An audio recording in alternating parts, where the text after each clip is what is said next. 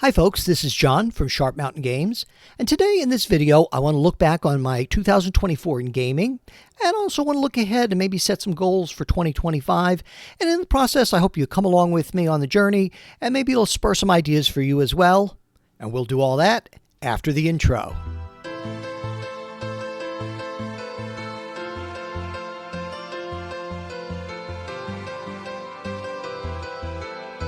So the end of the year is always a good time, to look back on our personal lives and maybe our gaming lives and see things that went well and things that didn't.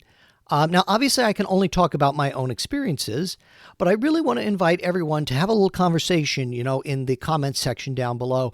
Tell us about your 2024 in gaming.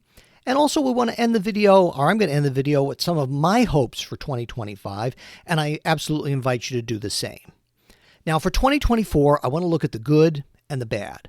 I do not want this to be like those Christmas letters. Those Christmas letters.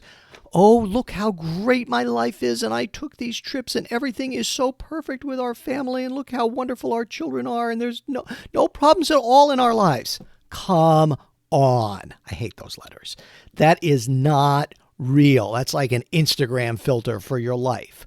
So I do not want that video to be that Instagram filter or that Christmas letter. I just don't want it to be that. We'll talk about the good things, and there's many, many good things, but we also want to acknowledge the bumps in the road. So let's talk about the good and even great stuff. So my regular Thursday night group, hey, if you're watching this video, you're great. You're truly a blessing in my life. I'm just so grateful for my regular players, and that game gives me something to do every Thursday night and keeps my gaming rolling. Also very good this year was I got to play some new systems and genres. Thanks to my friend Shannon, who ran Monster of the Week and Coriolis, so I got to test out those systems and see how they work, from the player side of things. Had a really good time with Monster of the Week, especially. Easy D6 and Open Legend, I got to play those at a convention. Easy D6 was run by Wes of DM's Tales, and then Open Legend was run by Dan from Avenue Studios. So I'll try to link them below in the comments for you. And also, and I think this is really the great, was I got to run some different genres, mostly on my Discord. I got to run Star Wars, kind of as a little mini campaign. I don't know, we ran maybe 5 or 6 sessions of that. I ran several Star Trek games, and I got to run superheroes, and even one night of Planet of the Apes. And one night of Planet of the Apes is not enough. I really want to go back to that world, hopefully, and take some players back there. I think there's a lot more to explore. I do run somewhat regularly for my high school students through our D&D club that I'm the moderator for, so that's a very good thing as well.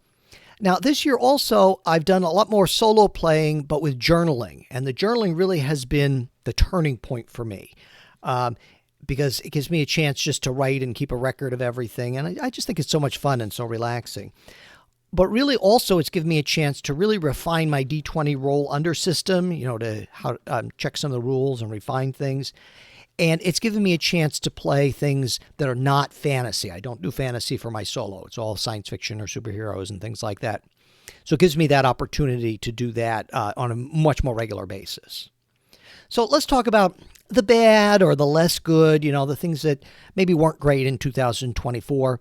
It's always disappointing when sessions run because not enough people show up. There were several sessions that I scheduled and we just had to scrap. Now, I'm not faulting players by any means. People are busy, and especially it can be tricky to get time around the holidays when people can get together. So I'm not faulting anyone. It's just stuff that happens. But it's still, it can be kind of a bummer when you've set up this game and you're kind of anxious to run it, or it's something you're looking forward to that evening and it just doesn't happen. But I think that's just always been a part of gaming, since the beginning of gaming, and it's just something you have to sort of, accept and move forward and say, okay, well, I have that game ready. We'll do it another time. Time is the other thing that's bad. I really wanted to run more games on my Discord this year. I think I only ran about once a month. Now, I also don't know if one-shots or mini campaigns would be better or would be more attractive to attracting players on Discord. But the real enemy was time. It's just tough. Obviously, I'm an adult and I have adult responsibilities with jobs and families and all that. And I also don't think I could do it on a regular basis. I don't think I could run 2 different campaigns, 2 different nights a week. a person just has to be realistic with themselves. And, even though we all want to game all the time, that's not possible, or that doesn't happen. So those are some things that could have been a little bit better in 2024, but what can you do? So some 2025 goals. I'd like to run a con game, maybe at EcclesiaCon. I kind of have to get that together and ask my friend Wes when his time slots are. I really do still want to keep my Thursday night strong. I think I said that last year.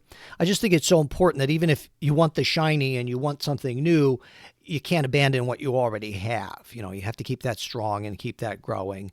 But maybe also, if I can, keep continuing to offer games on Discord, maybe even more games on Discord, as time permits.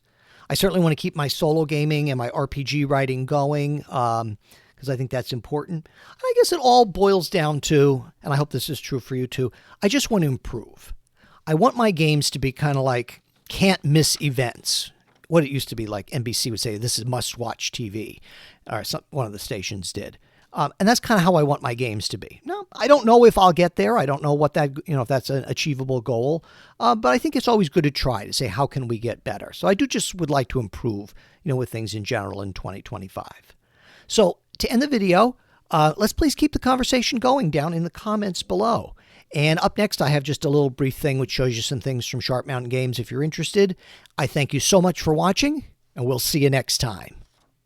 So here at Sharp Mountain Games, we have a few adventures in print, such as the Star Mermaid, the Dwarven Pickup Truck, and the Sky Tree, and you can check those out at Amazon, Lulu, and drivethrurpg. Also over on drivethrurpg, we have a number of other adventures and character classes, and even some stock art. On Roll20, we have some map packs and character cards, so you can check those out if you're interested. And as always, please like and subscribe, and we hope to see you again real soon.